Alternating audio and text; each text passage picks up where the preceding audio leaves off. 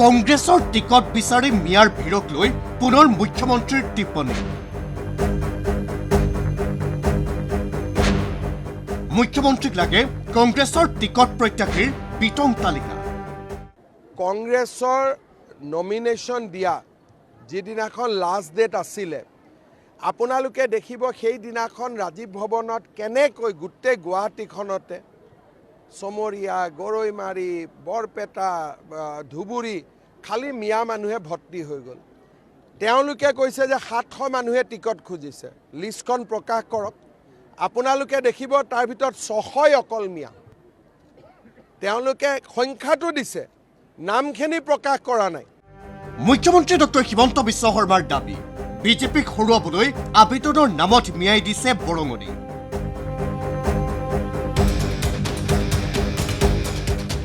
আৰম্ভ কৰিছে জেহাদ। 50,000কৈ মিয়াই টকাও দিছে ৰাজীৱ ভৱনত, ঘূৰাই নাপাওঁ বুলি জানিও দিছে। পুঁজি সংগ্ৰহ নহয়, মিয়াই বিজেপিক হৰুৱাবৰ কাৰণে সেইটো একচুৱেলি দানে দিছে। যোৱা কেইদিনমানত কংগ্ৰেছে জিলা সমিতিবিলাকক 2 লাখ 3 লাখকৈ টকা দিছে। ক'ৰ টকা দিছে? এই মিয়াবিলাকে দিয়া টকাবিলাকে বিতৰণ কৰি দিছে। গতিকে এইটো এটা সম্পূৰ্ণভাৱে মিয়াসকলে এইটো এটা জেহাদ বুলি লৈছে বিজেপিক হৰুৱাটো। তাৰ পাছতে মুখ্যমন্ত্ৰীৰ ভীতিগ্ৰস্ততা, যদিহে কংগ্ৰেছৰ চৰকাৰ হয় ভয়ংকৰ হ'ব মিয়াৰ আগ্ৰাসন। তাৰমানে কংগ্ৰেছ যদি কিবা কাৰণত জিকে, ধৰি ল'লোঁ, নিজিকে ধৰি ল'লোঁ, শপত গ্ৰহণৰ দিনাখন কিমান মিয়া গুৱাহাটীত সোমাই যাব আপোনালোকে চিন্তা কৰকচোন। অসমৰ ভৱিষ্যত কিমান অসুৰক্ষিত কৰি পেলাইছে। ময়ো আছিলোঁ, তেতিয়াও মুছলিম মানুহে টিকট খোজে, মিয়া মানুহে টিকট খোজে, আচৰিত নহয়। কিন্তু এনেকৈ মানুহ লৈ গুৱাহাটীত আহিব আগত ভয় কৰিছিলে, এতিয়াতো ভয় ভীত নোহোৱা কৰি দিলে। আমাৰ নেতাই পাকিস্তানী, গতিকে আমি কিয় বহি থাকিব লাগে?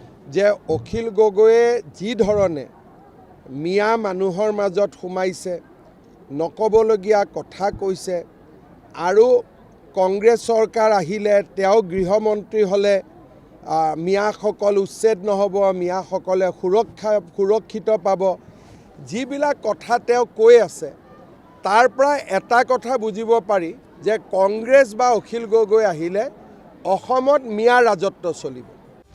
পাছে প্ৰশ্ন হয়, কেতিয়া হ'ব NDA শিবিৰৰ আসন বুজাবুজি? কিমান আসন পাব অগপয়?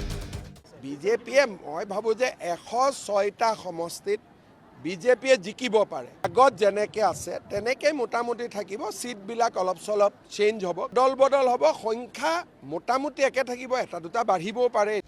বিপৰীতে বিজেপি শিবিৰৰ আসন ভাগ বটোৱাৰাত জঞ্জাল বাঢ়িছে বুলি দাবী APCCৰ সভাপতি গৌৰৱ গগৈ।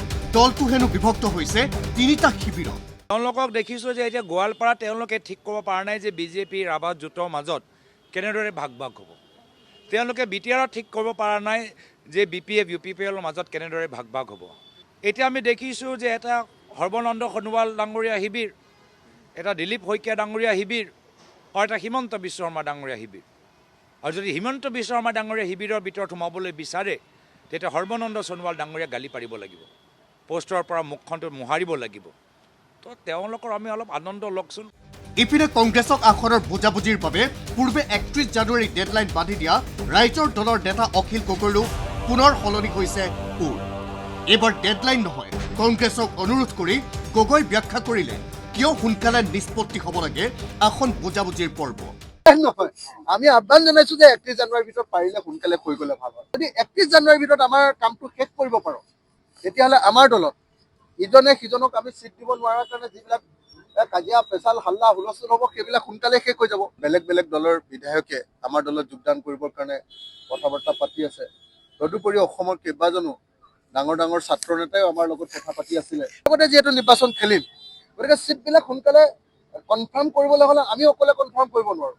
আমি কনফাৰ্ম কৰি দিম, পিছত আকৌ কংগ্ৰেছে ক'ব যে সেইটো আমি নিদিওঁ। গতিকে কংগ্ৰেছৰ লগত আমি এটা বুজাবুজিলৈ আহিব খুজিছোঁ, কিন্তু যিমান লেট হৈ থাকিব সিমানেই আমাৰ কাৰণে অসুবিধা। পাছে অখিল গগৈৰ ডেডলাইনক কোনো গুৰুত্ব দিয়া নাই কংগ্ৰেছে।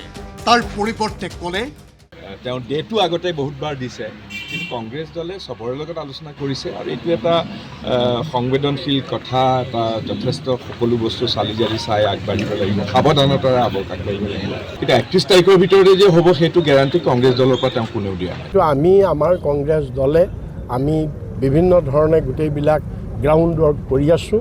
আমি আমাৰ সময়ত ৰাইজৰ দলে গম পাব আমি তেওঁলোকৰ, কাৰণ আমাৰ মুঠতে ৰাইজৰ দলে যিয়েই সময়সীমা নিদিয়ক মিত্ৰতা আমাৰ হ'বই। Bureau' report ND24।